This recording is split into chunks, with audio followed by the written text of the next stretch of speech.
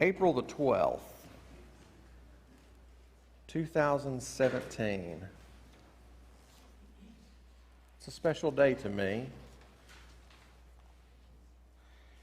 I remember the day well. It was a Wednesday. That particular Wednesday, I had a very full schedule. Most people really don't, most people think a preacher works on Sunday and that's the only day of the week we work. And part of the time that's probably true, but this particular Wednesday, I remember it well because I had a full schedule. I started that morning at like 8:30 or 9, and it was nonstop, visit after visit, appointment after appointment.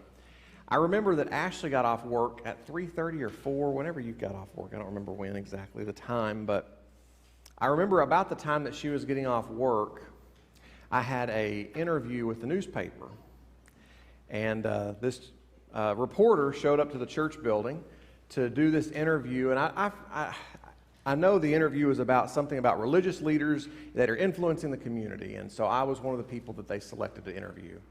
And so I'm in this interview session with this newspaper reporter, and we're walking around the church building, and Roswell had, their facility was about as large. We lived in Roswell at the time, Roswell, New Mexico.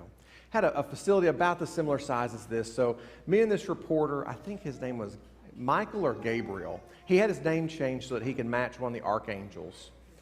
He and I are walking through the church building. We're talking, and we're having this great time. And mind you, my phone has rung several times. It's Ashley calling. She knows my schedule. She knows what's going on because she can see my calendar. Well, I don't think much of it because I'm like, she knows I'm in an appointment. I'll call her back. That's what every husband always says, right? Well, then Lindsay, who's my assistant, comes by and she says, "Hey, Josh," she says, "Ashley's wanting to know if you're here." And I'm like, "Well, of course I'm here." And she says, "Okay, good. She called and she's on her way up here right now to visit." Well, me and Michael or Gabriel, like I said, I don't remember his name, but the archangel, we finished our conversation. It was the most encouraging, wonderful little newspaper article, and great time to visit with him.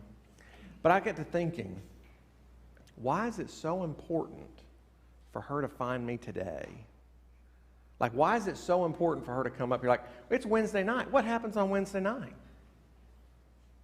Bible class. Church on Wednesday night. And I know when this ended, I have another meeting that was going to happen after that, and then we were going to have a church fellowship meal, which we had every Wednesday night, and then was going to be a Bible class. So I know that she's going to see me, but for some reason it is so important. And she shows up, and she has a picture on her phone. It's a pregnancy test with the 2 lines or 1, I forget, whatever the line is that it tells you. February 17th, 2021, the same thing happened. Except that wasn't a Wednesday. In this particular case, Ashley's been very hormonal and moody. Don't tell her I said that. She has been off her rocker for about a week now. And I'm thinking, I can't do nothing right. I'm dancing on eggshells, trying to make her happy. And I'm thinking, this is just not working. She's starting to get sick. And I'm thinking in myself, there's a problem here. So I say, "Hey, have you tested to see if you might be expecting a child?" "No, I haven't." "I think you probably should." Boy, that answered a lot of questions for us.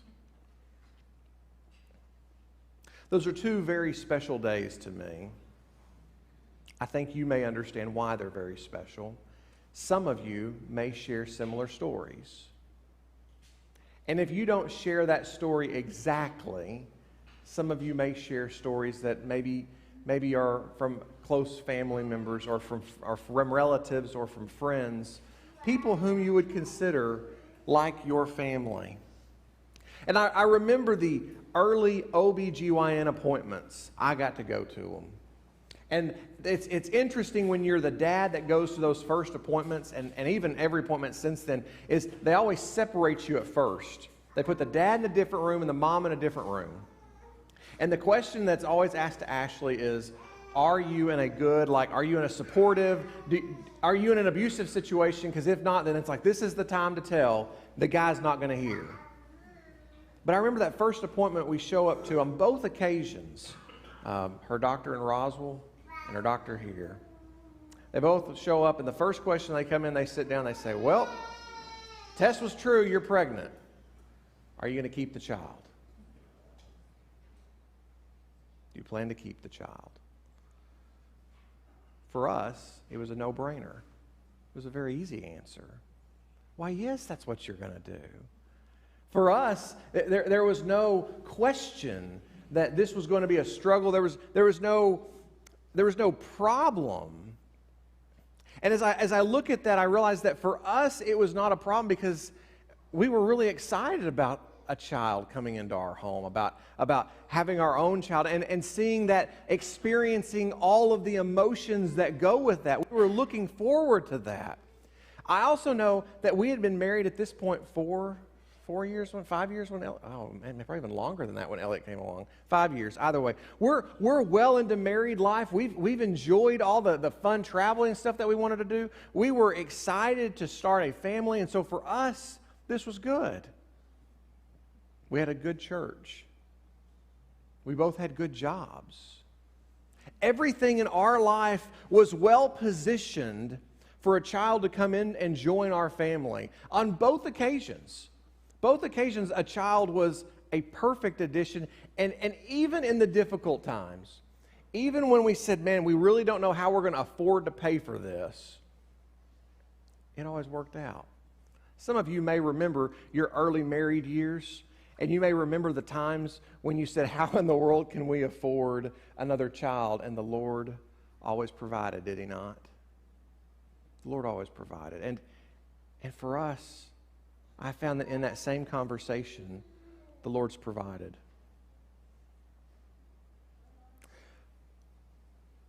But as I say our story to you, and I hope that for some of you, you're able to put yourself into the story, I also know that there are people who have different struggles.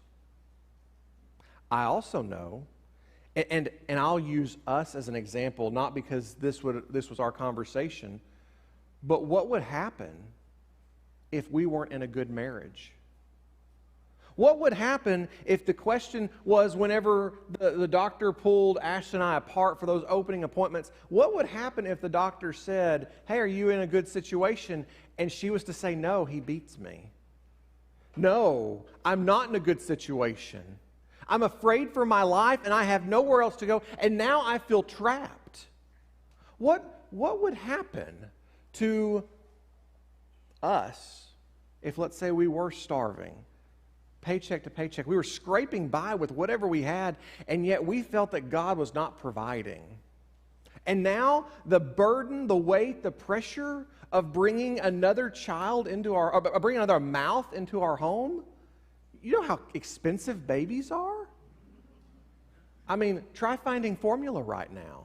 We've had some people who've helped us out, but formula is not cheap. Diapers aren't cheap. What would you say? Probably $300. Actually, I know with Elliot, we spent $350 a month on formula. I know that with Elliot. I don't know Everett.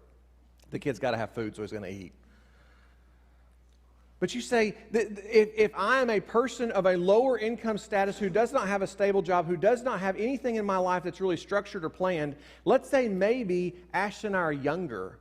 Let's say we're teenagers, 16 years old, prom night, let's say, and all of a sudden now you move forward 9 months from prom, and we're sitting here as teenagers living with our parents, and we say, what are we going to do? We don't have jobs.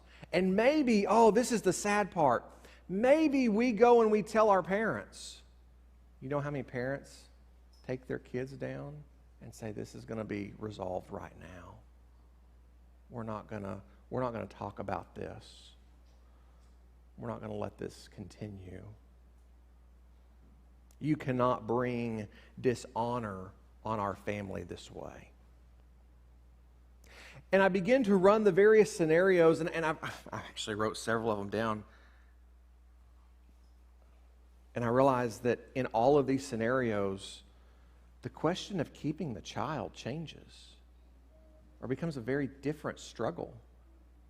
For me, in the joy of our times, it was joyful because this is exciting.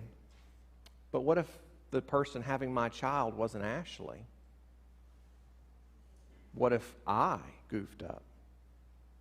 What happens then? What does the newspaper look like when you say Church of Christ preacher has a mistress on the side? Start playing that out for a minute. And you see what the longevity is here. How many situations change when we start playing the situation card? I have a disclaimer. You know the sermon's going to be interesting when you have a disclaimer at the start of the sermon. I have 2 points to my disclaimer, and then I'll get into the actual text itself. One, I am not politically motivated today. You can ask Jim. Jim is my honest witness. This sermon was actually planned mid-January. I present a sermon outline through the year. I give it to Jim. I give it to whoever. Alinda has a copy of it.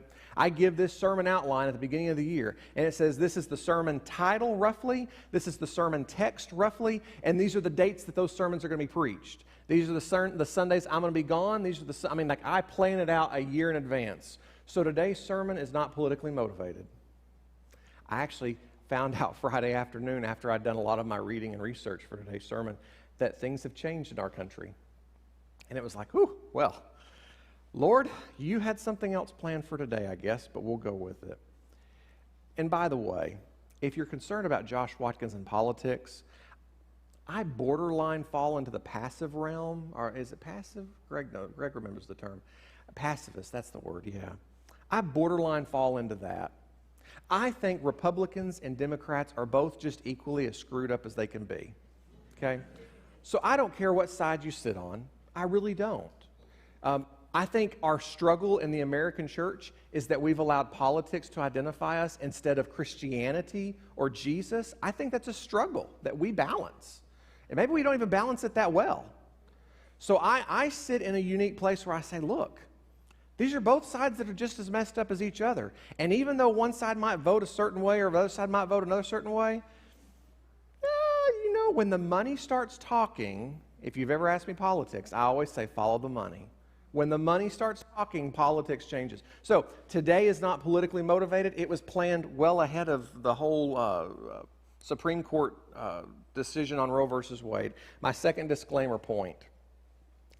I have no comment, no judgment for people who are not Christians. Let me say that again. I have no comment, no word, no judgment towards people who are not Christians. I'm not really speaking to anyone outside this building, or if you're subscribing to us online and you're watching us now. My comments today are focused to you, sitting right here, and maybe you that are watching online. Why is that? Paul has this interesting comment in 1 Corinthians chapter 5, verse 12, where he says, what business is it of mine to judge outsiders? And his comment, his conversation is really in this whole text of judging people. He says, I really have no place to judge people who've not given their life to Christ. If you've given your life to Christ and you say, Jesus is my Lord, then the comments I have today are geared towards you. Because you're the people who actually matter. You're the people who look at this book and you say, yes, Lord, yes, I follow this. I can't expect Joe Blow across the street to look at this book and have the same understanding. So my focus today isn't on Joe Blow across the street. My focus today is on you. Okay? Are we all on the same page? Good. Okay. I've got a couple of verses and then some application points. It's going to be pretty short after we get through this part. The first text that I want us to look at, Genesis chapter 1, verse 26 and following. Genesis chapter 1, verse 26. Bible's up on the screen. If you have it in your hands, we can also read too. This is the creation of man. God has spent 5 beautiful days creating everything. And by the way, you have this account, and then Genesis chapter 2 has a similar account. God has spent 5 wonderful days creating everything around us. And on this sixth day, he says, let us make mankind in our image and in our likeness, so that they may rule over the fish of the sea, the birds of the sky, over the livestock, the wild animals, over all the creatures that move above the ground. So God created mankind in his own image. In the image of God, he created them, male and female, he created them. I'm going to jump down now to verse 31. God saw all that he had made, and it was very good. There was evening and there was morning, the sixth day. What I notice immediately in the opening part of our Bibles is this reality of God creating, one, everything, but he creates humanity in a different form. So far, whenever he showed up and said, let me make an elephant, which I don't know what he called the elephant early on. Maybe it had some sort of fun Hebrew name. But I imagine this elephant shows up, and God's like, let me create the elephant. And then he says, let me create a giraffe. And he's like, stretch the neck out really long, and let's make it really skinny. And I imagine as God's creating all of these things, he's looking and he's saying, man, these are really cool. But then on this sixth day, he says, there's something that I need to do. I need to create something that is like me, that has my image in it, that looks like me. And so he puts a man and a woman on the created place, and he says, oh, now it's really good. What that tells me is that first, we as people are created by God. Like there is something special about us. I am different than a lion or a monkey. There is something unique about who I am. I mean, I probably do act like a monkey sometimes. I could probably walk around and I probably throw stuff and make messes like monkeys do. I imagine most of us men are probably a little barbaric at times. So we can qualify with some of these animal-like tendencies. But there's something different about humans. We know it. Why is it that we can eat a cheeseburger, but we don't eat people? We understand the concept that there is a difference, there is something special about you and me. And we as Christians, as religious people, as people who hold the Bible as sacred, we think, or we impose the image of God is what makes us different. It's what makes us special. It's what makes you unique. You may have a personality, you may have traits that make you you, but what makes you really amazing is that God looked into each one of you and said, I'm going to put a piece of me in you. I'm going to set that there. And as people of faith, that's what we hold to. Our next text, Exodus chapter 21, verse 22. Exodus 21, verse 22. This is, I'll admit to this, this is almost a set of text that I left out. I'm glad that I didn't. If you're a person who is pro-abortion and you're wanting to use the Bible to argue for a pro-abortion stance, this is the verse that's commonly used. Like I said, I almost left it out, but I'm thankful I didn't. If people are fighting and they hit a pregnant woman, by the way, this is by mistake, and it gives birth, and she gives birth prematurely, you may have a footnote here where it says, or miscarried. But there's no serious injury. The offender must be fined whatever the woman's husband demands and the court allows. It's very interesting when you start to look at this verse in particular, and you start to look, let's say, at Jewish texts that interpret this verse. The Jewish mind interprets this verse as basically saying, look, if the child who's inside the mom dies from an accident, it's not the same crime as death of a human. It's not capital punishment. If I killed one of you, Old Testament law says that it's eye for an eye, tooth. As a matter of fact, if you continue reading into verse 23 and I guess maybe it's 24, it goes on in this idea that it's an eye for an eye, a tooth for a tooth. There is equal judgment here. But it's interesting that the child that is in utero, there's a financial penalty for it instead of a life for a life.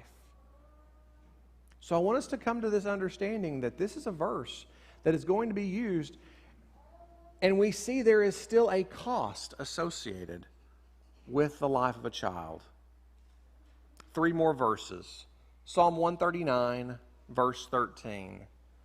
Psalm 139, verse 13. For you created my inmost being. You knit me together in my mother's womb, is what the psalmist says. What I appreciate about what's going on here is this reality that when the child is growing and developing, and when they're doing whatever they do inside the body, God is the one who's making all that happen.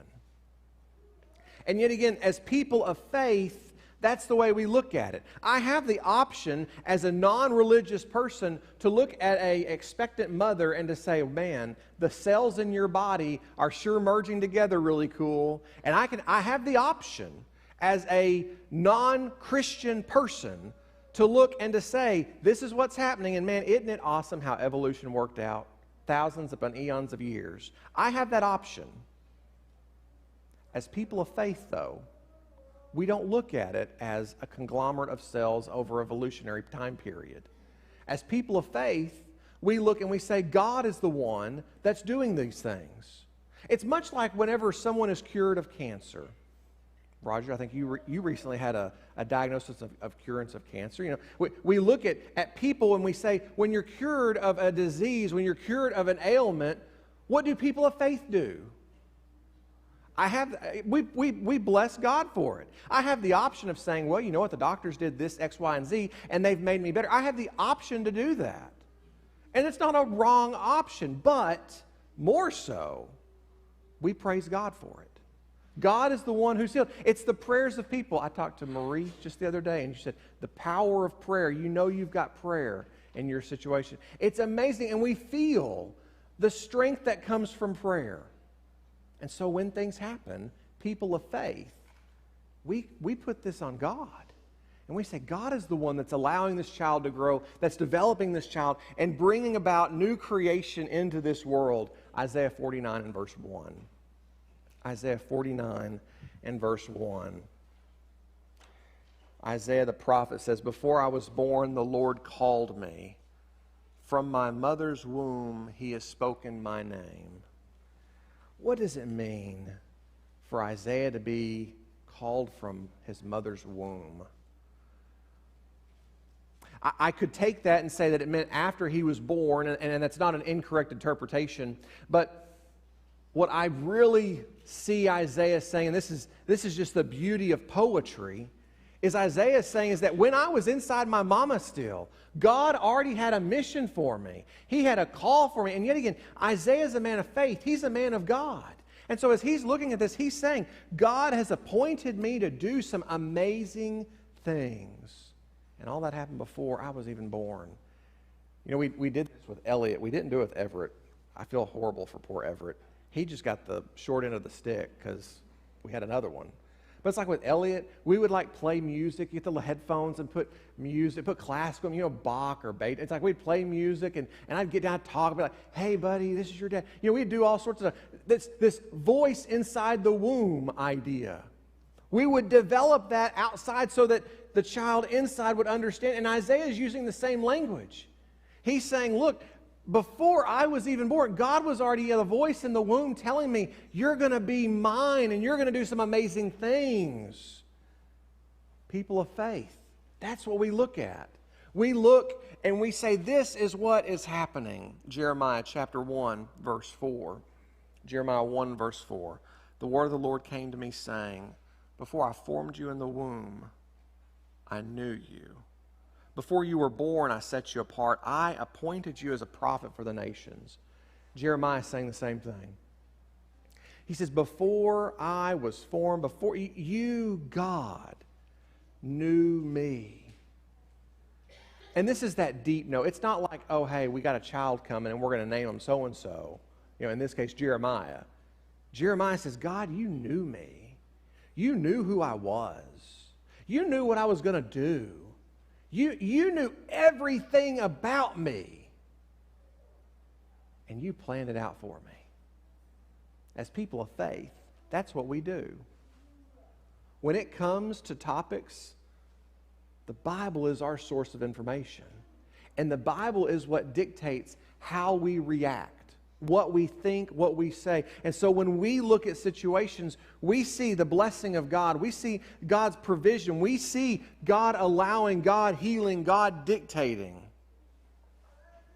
So let me give you 3 points. And these are kind of the applications. What do all of these verses mean now? What do we do? My first point is this. We need to teach the value of life to our children. We need to teach the value of life to our children. I have this interesting story. Ash and I attended a wedding in Canada a number of years ago. I hope Nathan's watching. He made a profound impact on me. I have a friend who's Canadian. He invited us up to his wedding, and I go to the bachelor party, and this was not a wild bachelor party. You know, you sometimes think of a Las Vegas bachelor party. We all got together for a prayer session. It was one of the most beautiful bachelor parties I've ever attended. They had pizza, Coke, and prayer. Most of the prayer just happened to be over me because Ash and I hadn't had our first child yet. We'd been married for 4 years at that point. We hadn't had our first child. And the question was asked, well, why haven't you had your child yet? Is there a problem?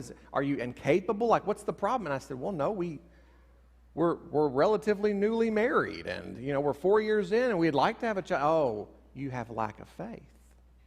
That was the call. I appreciate your gasp, because that was my gasp too.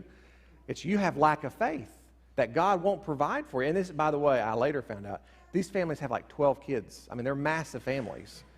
They're one of those groups of people. Like they believe you have as many children as you possibly can. And this was the verse used. Psalm 127, verse 3, behold, children are a heritage from the Lord, the fruit of the womb a reward. Like arrows in the hands of a warrior are the children of one's youth. Blessed is the man who fills his quiver with them. He shall not be put to shame when he speaks with their enemies at the gate. I left that bachelor party, one, kind of shaken up. I had a lot of prayer over me. It was very powerful. But I also left that bachelor party questioning, do I have the faith? Like, is my faith a struggle here? Like, will God provide? But then I also realized I value human life a lot. And this idea of having as many children as you can is also equally a value for human life. I think we need to teach people to value human life. But that involves valuing human life at every level. In our current topic, it values human life for Christians in utero. The child who's yet unborn, I believe, has a soul. And in some way, they are special and unique. And God has a plan. And if I, as a Christian, believe that, then that child's important. There's a value to who they are. But let's take it to the other end. What about the nursing home? When was the last time that Josh darkened the doors of a nursing home? That I valued the human life of people who are sitting maybe in their own diapers for hours while there's not enough attendant staff to take care of them? When was the last time that I did anything to take care of people who might be on the opposite end of the spectrum of age and said, let me show compassion, let me show care, let me show love?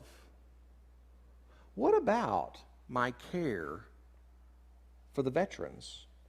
People who might not, because of their life, because of what they've seen, they've experienced, they might not have it all together right here.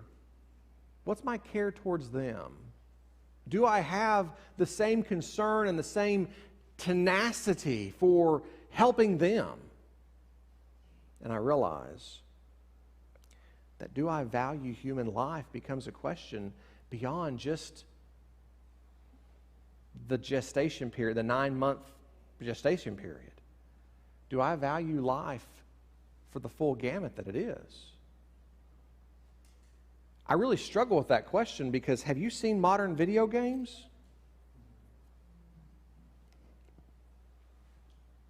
Most modern video games don't really show a respect for human life. And that's what our younger people are experiencing. When you go to J-Mall and you're afraid because it's like, well, I know that there was a shooting there, like, I don't know the last shooting at the J-Mall was. I know it feels somewhat recent. And I know there was another shooting on the other side. I know that if I opened up my Louisville newspaper, which I don't know how many people get a newspaper anymore, but if I opened it up and started reading, I'm going to see case after case after case where people have not respected the sanctity of life. And what are we doing about it? Am I teaching my children the value of human life? Am I teaching them that it is important to treat people with dignity and respect? Am I training my grandchildren that way? Some of you are saying, Josh, I don't have children anymore. Are you doing it for your grandchildren? Are you doing it for the neighbor kids? Are you doing it for I went to Mary's house the other day, and she had like umpteen bajillion kids running around. All these neighbor kids showed up. Are we teaching our neighbors? Are we showing them that there is importance in who they are, and there's importance in treating people with dignity, respect, and love, and that there is value in the life that they live? So that's point number one. We need to teach our children the value of life.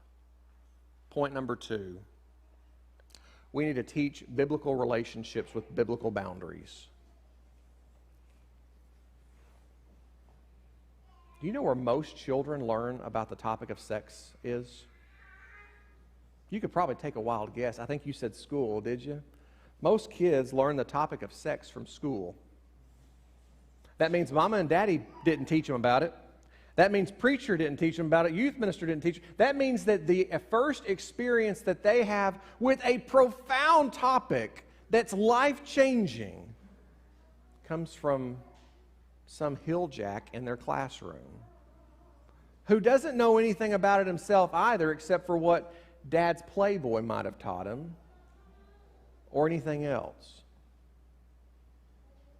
And then if you start talking about our society as a whole, have you heard the phrase Netflix and chill? I first heard that, by the way. I thought it was like you sat back and watched Netflix and you hung out. It's more than Netflix and chill. There's apps on your phone. You can swipe left to meet, swipe right to not meet. And when I say meet, it's not like I want to grab coffee with you.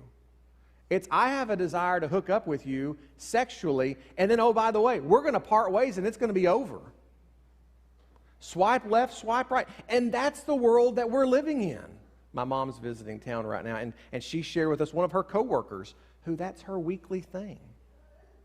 That's what our young people are getting. And when I say young people, I'm not talking about teenagers.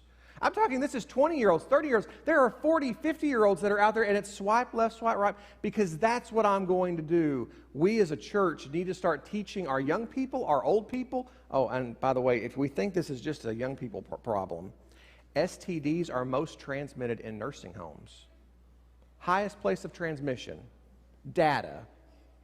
So when we're talking about this problem, it is not a problem that relates to 25-year-olds and younger. It's a problem that relates to everybody. We need to teach biblical relationships, that God designed the marriage for a husband and a wife, because we're people of faith. That's what we teach. That's what we believe. And that marriage has boundaries. It's not that I invite other people into my marriage bed. It's not that I'm running off seeking other relationships. It's not that I'm looking for I'm not on the swipe left, swipe right stuff. If you're a person of faith, you're throwing all that stuff in the trash can, and you're saying, that was the old self. I've died to that stuff. And I'm going to live the relationship that God has called me to live. I'm going to live the life that God has called me to live. And I'm going to do the things that I should be doing. What I realize is that in the topic of abortion, there's a lot of statistics that we could probably pull. And I'm not going to pull them right now. I'm just going to say that the majority of abortions come down to a heart problem that probably manifests as a fornication problem. I'm going to say that again because that's going to build to my third point. I think that the statistics would show that most abortions fall into a heart problem that's manifesting itself as a fornication problem. Fornication is a big churchy word. You ready for it? It basically means that you like to sleep around. Okay, so that's what fornication means. But it brings me to my third point. And my third point is this: we need to teach responsibility to our children and to ourselves. We need to teach responsibility to our children and to ourselves. When I was, I was a senior in high school. My mentor, very dear friend, Stan Barton, he's passed away now. He's one of the men who, I would say that if I become anything of success in my life, he's one of the men that's made that. Stan was retiring from the YMCA. I was heavily involved in the YMCA, and Stan was retiring, and they were going to throw a big YMCA party for him. They said, look, Stan's going to be at this event. We're going to have everyone in the gym for the event, but we need to get Stan out of the gym. We need Stan to be as far away from the building as possible while we get everyone together, and then we're going to bring Stan in, and it's going to be like, woo, hey, surprise. Josh, we need you to get Stan out of the building. Okay, I can do it. Well, how in the world does a 18-year-old get an adult out of the building and keep their attention for a long time? Stan's not the guy he's not short talk guy. He's got things mapped out, planned out. He is on a mission. There is nothing undone in Stan's life. He's just a quality guy. And so I say, Stan, I need to talk to you. We go outside the building. It's nighttime. It's a beautiful night. And I say, Stan, I just need some advice.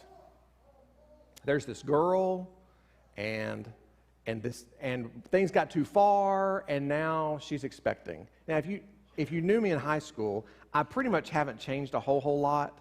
I'm still pretty much the same dorky kid. My wife's laughing because she's like, I knew you in college at least. It's like I'm the same. Things really haven't changed a lot. I don't consider myself like a massively reformed person from high school. And so I tell Stan this story, the totally made-up story, just to get Stan out of the building, and it takes them forever. I'm sitting here sweating bullets because I'm lying the whole time. And Stan, I will never forget it. Stan sat down. He kind of had one of those parent disappointed looks for a moment. Y'all know the look, don't you? And he said, Josh, he said, I know the kind of person you are. And I know that you're going to take responsibility for this. You're not going to abandon this young mother. You're not going to abandon that child. And he began to give me one of the most beautiful speeches about responsibility that I think I've ever heard. I don't remember it. I remember how I felt.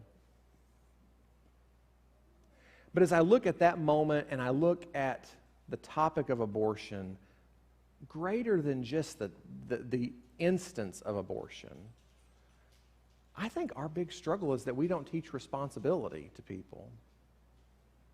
Having a child is a massive responsibility. Those of you who've had a couple of them, you know this is a massive responsibility. But I'm going to take this step beyond just the ladies for a moment. We often throw this topic to ladies, and look, I will never get pregnant, so I know that I have a very different horse in this race.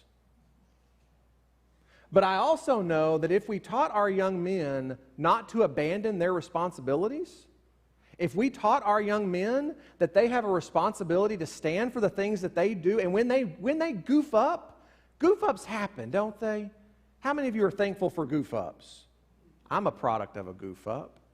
We are thankful for goof ups, but it's the responsibility of the young men to say, you know what, I goofed up. I wasn't the Christian example. I wasn't the Christian person. And because of my goof up, someone else is going to suffer. We need to teach our young men that they have a responsibility. And in that responsibility, they have to own up to it. I'm convinced, and this is Josh Watkins personally. This has nothing to do with data or nothing. I'm convinced that many ladies are forced into the temptation of abortion because the man left. Maybe even the man said, you're going to do this because I don't want the child. I don't know that, but I feel that way. I feel that way. And if men would step up and would say, you know what, this is where I'm at. This is what I've done. I'm going to make it right. I think we need to teach responsibility. But that goes beyond just our children. This topic doesn't just involve 30-year-olds and younger, 40-year-olds and people who could still have children. This topic involves you. So you grandmas out there, grandpas out there, great-grandparents, this topic involves you too, because you need to be teaching children about these things. Our kids don't need to be learning about responsibility and sex and drugs and all that other stuff from school. They need to be learning about it from you. They need to be learning about what life was like 40 years ago and how people dealt with stuff. They need to learn that from you, and you're the perfect person who can share. I never really was tempted by cigarettes. You know why? Bless my father for this. He told me about black-labeled cigarettes that they would buy at the shortstop, and they would sneak behind the building and smoke. I don't know why that story ever stuck with me, but he'd tell me about him and his buddies go buying black-labeled cigarettes. I don't even know what black-labeled cigarettes are. I've never been tempted to buy a black-labeled cigarette because he talked about all the trouble that would come from it. We need to talk about the things that we've dealt with, the struggles that we've had. We need to teach responsibility to our children, but we need to teach responsibility to ourselves. Because here's the kicker. I don't care what age you are. We have a country right now in multiple states where children are going to be abandoned, abused, neglected. We already have a problem with that. And that problem isn't going to just go away. A Loving Choice, ALC, we fund them. Organizations like that are going to need more help. They're going to need volunteer help. What is the place called? It's the Troubled Kids Home here in Louisville. I can't remember. It's where Dana works at. Well, there's Center for Women and Children. That's a great one. What was that? Home of the Innocent. There's Child Place over in Indiana. Maryhurst. That's right. You could go down the list. We're just listing off a couple of them. And I'm asking y'all in just rather casual conversation, where do we know that children are suffering because they've been brought into a world where parents didn't want them, parents didn't care for them?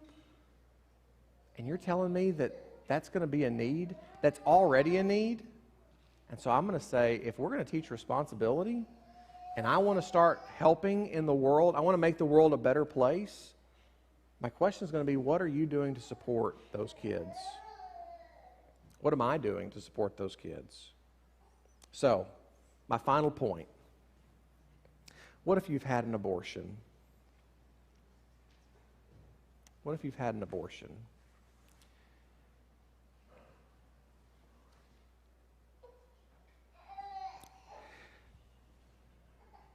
I'm going to step down here for a moment. I want to be close. There's a chance that one of you's had an abortion. I don't know. Statistically, there's a good chance of it. And if that's you, I want you to know we serve an amazing God, a powerful God, a God of grace and a God of love. And where you have come from does not have to dictate where you're going. The things of your past are the things of your past. And Jesus is not looking at the past. Jesus is looking at your future. 1 Corinthians chapter 6, Paul has this whole conversation about sin, and he's talking about all the vile things that the Corinthians have done. And by the way, abortion was present in Bible times. It was common then. Romans were very popular for it. But he's giving this whole list of sins. And then Paul says, and I think this is verse 11, but such were some of you. Some of you used to be these vile, horrible sinners, murderers, thieves, adulterers. You used to be those things, but you have been sanctified. You have been justified. And the Spirit of God rests within you. I don't know where you've come from. I don't know your past. But I can tell you this. If you're a person who's sitting here today saying, I've done that, I want you to know this. The God that we serve, the God that we put our faith in, has the power to forgive, has the power to remove that from your life and to turn what was maybe a bad situation into something for His glory. And I'm going to leave that with you, because that same message applies outside of just abortion. It applies to any one of us. If you're into drugs, if you're into porn, if you're into cussing, if you're a drunkard, we go down the list of sins. And we could list off any number of things that might be ungodly in our lives. And in those moments I realized, but such were some of you. But God justifies you, He sanctifies you, He makes His Spirit dwell within you. And friends, that's where peace is really found. That's where comfort is found. Guy has our application prayer. Guy, I got a microphone for you. I want us to pray now. After Guy's prayer, Jim's got a song. We're going to stand for that song. I'll be down front right over here. But let's go ahead and have this prayer of encouragement for each one of us to find the place that God can use us in this world and step into that responsibility. Guy? Dear Lord and Heavenly Father, we come to you today, and first of all, thank you for bringing Josh and his family to our church and be able to lead us and bring us closer to you. Our responsibility to our children is to teach them the value of our lives and what Jesus has and God has prepared for us. And to know that we are in His image and that we have the responsibility not only to teach our children but to teach ourselves, and that the value of the life that we have that God has given us. And we also know, Father, that if we do fall into sin, that you are always there to help us, and always there with your forgiveness, so that we can still have our path to the mansions. Heavenly Father, please stay with us and lead us and guide us, so that we may teach our children all the values that they need to know to live their lives according to how you would like them to. In Jesus' name we pray. Amen. Let's stand.